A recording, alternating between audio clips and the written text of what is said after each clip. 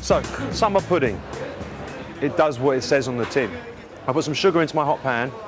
I'm gonna let it caramelise. Now, there's no hard and fast rule about what berries not to use. I'm just chopping them up, but I'm not chopping them up too small. If you chop them up too small, then they lose all of their body. I've got some beautiful red currants. Now, these red currants, they're very, very sour.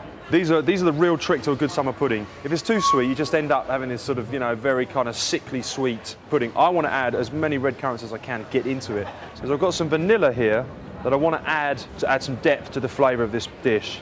I'm just going to throw that in. You can see that the sugar here is caramelised. I'm going to add the wine to it.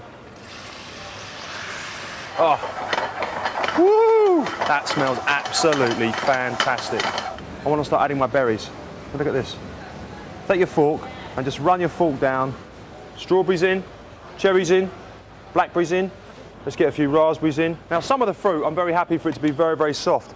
Some of the fruit, I want to have it still quite a lot of body to it. I want to use a peach. The peach is going to add body, it's going to add texture. Take this into wedges, drop them in. Let's get all these berry flavours working together. I'm going to start to cut up some bread. I bought this bread in the market and it's now a day old. You can use fresh bread, but day old bread is quite good because you can get it thinner. As I've got a small glass bowl here that I'm going to line with this bread. Try and make sure there's no gaps because you don't want this thing to fall apart. 20 years ago, as a 16-year-old, the romance of kitchens drew me in because of the amount of sugar that was used in the cooking and the desserts. Ideally, you want to have this dish sit in the fridge for a good couple of hours. Even the next day would be great. Now, these berries have been cooking now for about 8 minutes, I'd say. Get this fruit inside this mould. Some of this sauce I quite like to keep as a sauce to drizzle over the top of the dish when I'm serving it. Pushing it into the holes and the gaps. The bread is going to slightly expand. Don't worry if you're messy. You can get your partner to tidy up. That's the reason why I'm a chef, because I hate washing up. Start to push down the bread. Let's cover that up with some bread. Get a little bit of cling film or a bag. Put the bag over the top of here. Put your saucepan on top and fill it with water.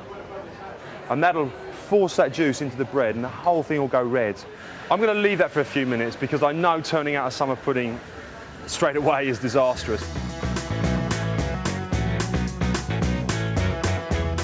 Okay, so I've left the summer pudding for a little while. If you can see, it's kind of set. And so we're almost looking as if it's got a sort of gelatinous effect to it. Just go around the rim of it, gently easing it off. And voila. I'm going to put a little bit of the sticky sauce that we had left over, and it just goes over the top. And just cut straight through. If you can catch the opening of this pudding now, if I push this open, you should see all that wonderful fruit sitting inside that pudding.